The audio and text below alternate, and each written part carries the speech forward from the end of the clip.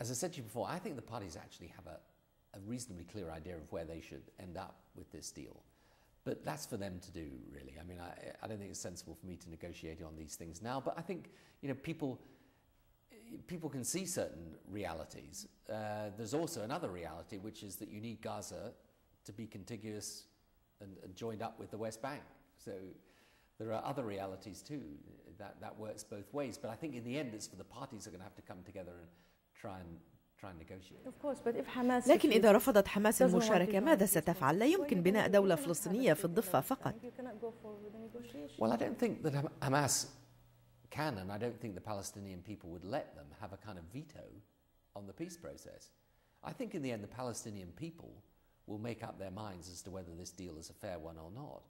And I think what's happening, you know, my sense of what's happening on the Palestinian side at the moment is that yes, people are very skeptical, but they're not actually liking life much under Hamas in Gaza either. Quite apart from all the restrictions imposed from the outside, they're not liking it inside either, and much of the things, or many of the things that are happening there.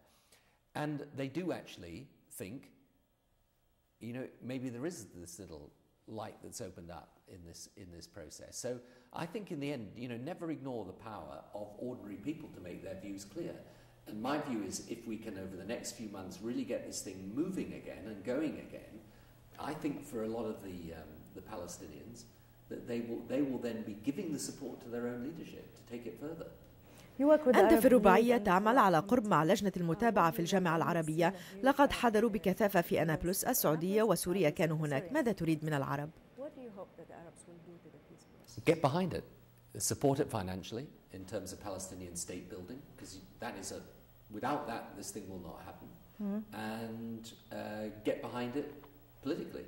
You know, there will be difficult compromises all round to get this thing done.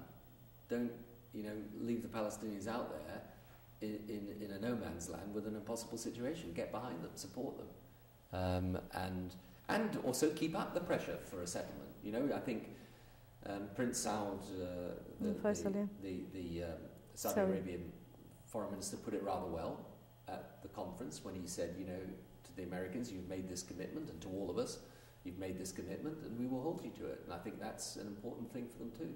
لماذا أنت متفائل بإمكانية إقامة دولة بحلول 2008؟ أولمر قال بأنها لن تتحقق بهذا الموعد. Yeah, well, it is tough. But on the other hand, we all agreed to come to Annapolis to launch it. So now we're all going to have to make it work. But by 2008? Yeah. Look, the issue isn't going to go away or change. You know, this is why, you know, as I say to people, it's not, if you leave it another 5 years, it's only going to be harder. So let's do it now. Thank you very much for your time, sir. Thank you.